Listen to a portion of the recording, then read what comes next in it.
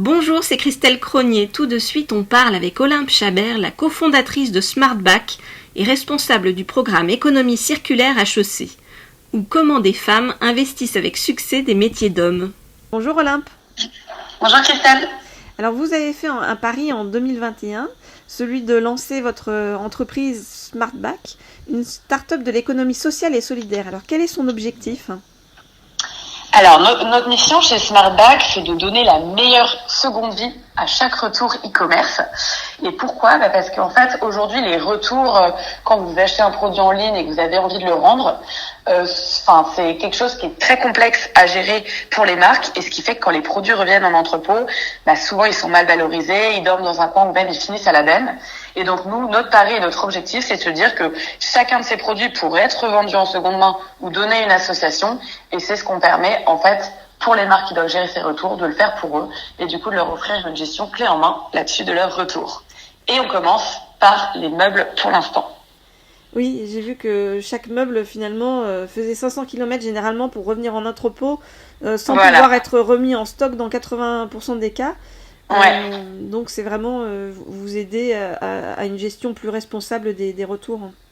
Exactement. Nous, notre pari, en fait, quand on parle de produits volumineux comme des meubles, ce qui coûte super cher et ce qui en plus abîme les produits, c'est le transport et la logistique et le stockage. Donc nous, notre pari, ça a été de se dire, on va essayer d'éviter tout ça au maximum, d'éviter du transport et du stockage pour revaloriser le produit directement au plus proche du particulier. Donc si vous achetez un canapé par exemple et que vous voulez le rendre parce qu'il a une petite tache, ce qu'on va faire, c'est qu'on va venir chez vous, le reprendre grâce à un transporteur local et directement on va réussir à le revendre en seconde main ou à le donner à une association qui sera juste à 25 km en moyenne de chez vous. Et donc ça c'est fort parce que du coup ça coûte beaucoup moins cher plutôt que de faire 500 km et que ça arrive en entrepôt pour que ce soit stocké. Et en plus d'un point de vue environnemental, c'est vraiment mieux parce que en plus du local, derrière le produit, il est réemployé et puis il fera un nouvel heureux. C'est donc une entreprise engagée que vous avez cofondée avec Ariane Varal, que vous avez rencontrée sur les bancs de HEC. Oui. Et vous êtes finalement lancées toutes les deux dans un métier qui est souvent plus réservé aux hommes. Alors est-ce que ça augmente la difficulté à faire bouger les lignes ? Alors, c'est sûr que c'est plutôt atypique et rare d'avoir deux filles, femmes on avait 25, Ariane 24, moi 25 quand on s'est lancé. Et en plus, on s'est attaqué à un sujet qui est assez niche et un peu technique. Donc c'est celui de la reverse logistique des produits volumineux. Ce qui était pas facile, c'est qu'effectivement, au début, on nous a dit certains mentors qui croyaient dans notre projet, par exemple Thierry Petit, qui a fondé Showroom Privé, nous a dit dès le départ, effectivement, lui, ce directeur supply, allez pas le voir, il vous écoutera pas, quel que soit votre projet.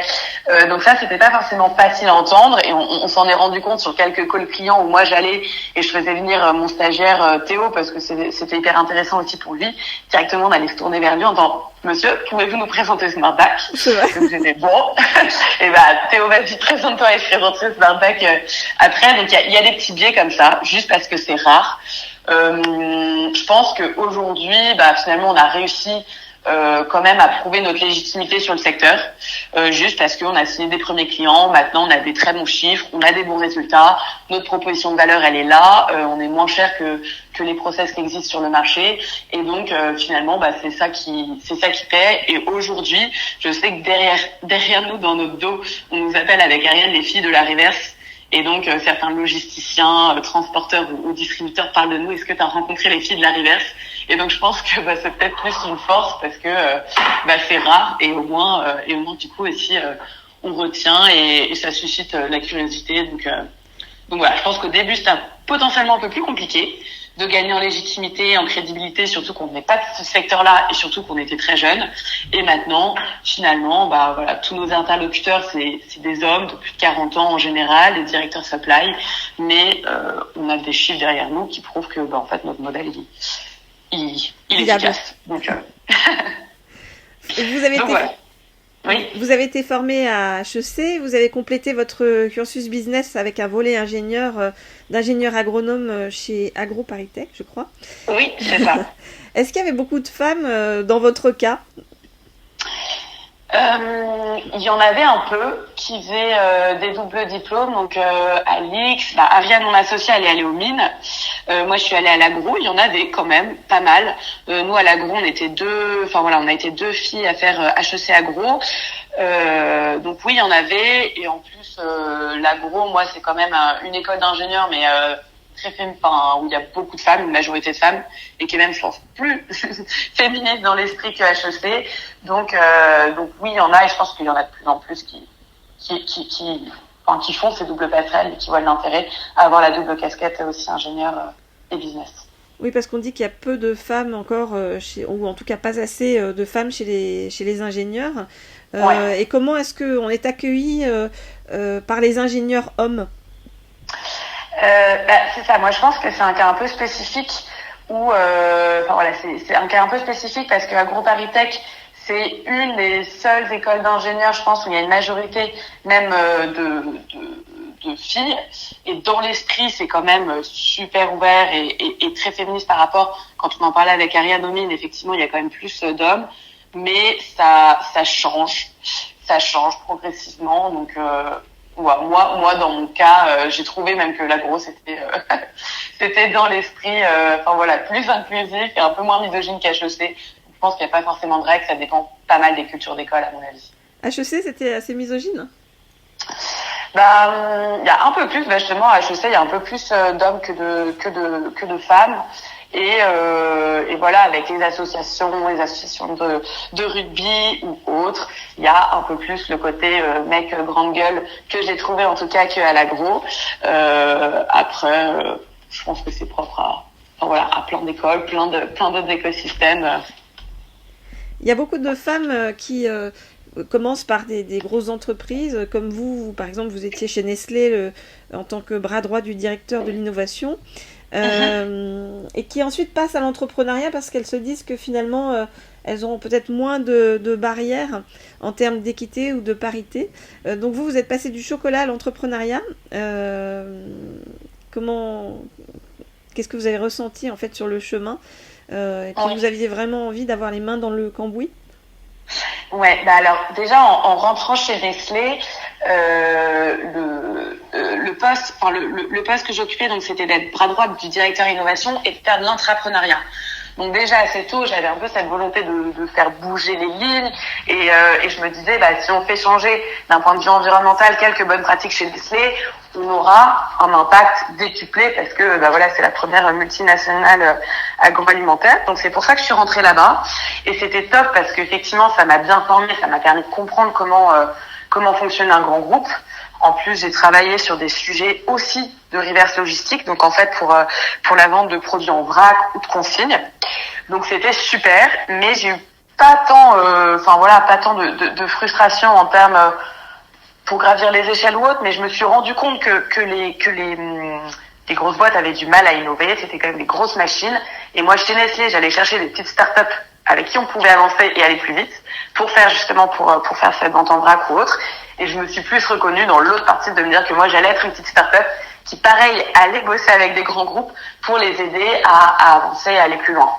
Donc aujourd'hui, je pense que ça m'a pas mal apporté pour savoir justement comment discuter avec Ikea, avec Maison du Monde, avec Dipi qui sont des grands groupes en ayant vu de l'intérieur les rouages justement comme ça d'un grand groupe. Mais je me ferme pas la porte un jour à revenir à l'intrapreneuriat pour rentrer dans une grande pour rentrer dans un grand groupe et arriver à on peut aussi mettre les mains dans le cambouis, je pense, en étant dans un grand groupe pour mettre en place des projets innovants. Est-ce que vous avez eu des aides spécifiques pour lancer votre entreprise, des aides spécifiques aux femmes? Il y en a quand même de plus en plus. Il y en a un peu.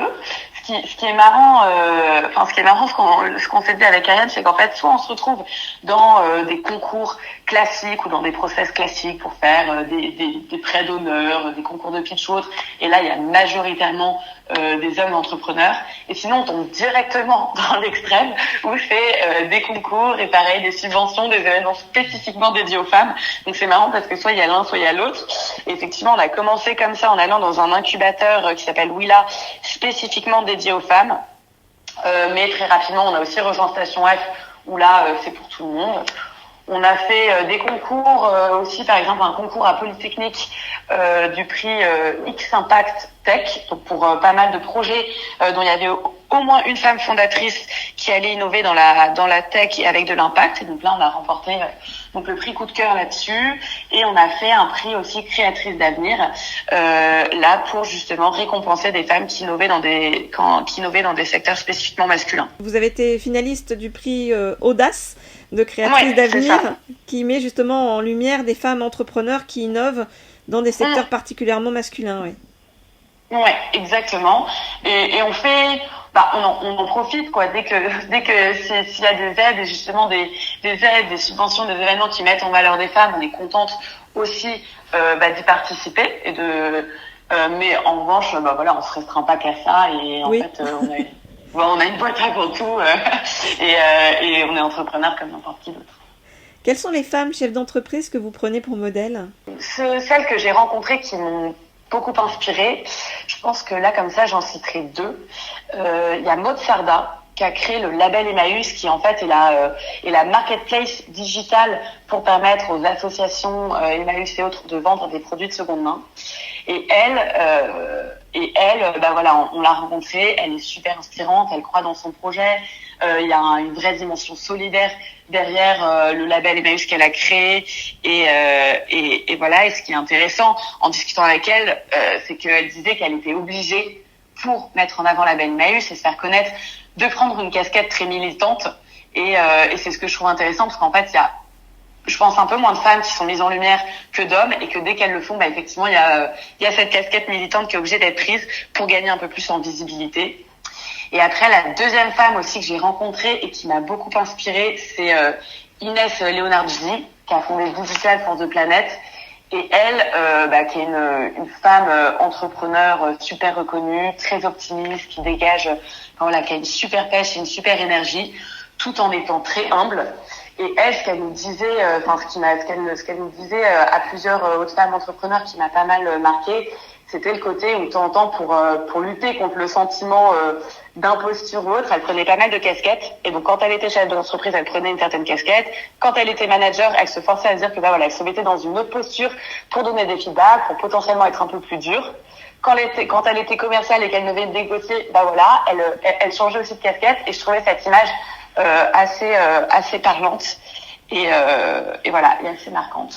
Il y a beaucoup d'entrepreneurs qui font ça, en fait, même lorsqu'ils veulent lancer un produit, de prendre plein de casquettes différentes pour juger du produit. Oui. Ouais, et c'est ça, et ça aide ça aide en soi-même à gagner en confiance en soi, en légitimité, se dire là c'est normal, je dois prendre la posture de boss, là je dois prendre la posture de good cop ou bad cop, et en fait juste cette image-là, elle aide un peu, je trouve. Quel est le conseil que vous donneriez aux femmes aujourd'hui ? Ne vous posez pas trop de questions. Je pense que faut foncer et faire ce qu'on a envie de faire, quelque chose qui rend fier, quelque chose où on se sent à sa place, un job qui est cohérent avec ses valeurs. Et je pense que le champ des possibilités il est énorme, et en fait faut se dire que si on a envie, on a toutes les armes aussi pour le faire. Faut se donner les moyens après de réussir, mais que a priori toutes les portes sont ouvertes. Donc ce serait ça, à mon avis. L'important finalement, c'est de prendre donc aussi en compte l'équilibre de vie et la valeur qu'on crée. Oui, chacun définit son propre équilibre de vie, et effectivement en termes de valeur créée, moi ce que je trouve, c'est juste ce qui me motive tous les jours, c'est que je me sens hyper fière de ce qu'on fait chez SmartBack. Je trouve qu'on a une mission qui est en accord moi avec les valeurs qui sont importantes pour moi, et ce qui fait que je m'épanouis dans mon job et que je me sens à ma place, et que faut se poser toutes ces questions-là, de savoir ce qu'on aime, qui on veut être, ce qu'on veut faire, pour ensuite trouver le bon équilibre dans sa vie pro, perso, et voilà. Merci beaucoup Olympe. Merci à vous Christelle. Le Cercle de Confiance, le podcast sans filtre qui donne la parole à tous. 100% inspirant, 100% sociétal, 100% optimiste, zéro censure. À retrouver chaque lundi dès 9h sur les différentes plateformes d'écoute, Apple Podcast, Google Podcast, SoundCloud, Spotify, YouTube et bien d'autres. Le plein de bonnes ondes pour la semaine.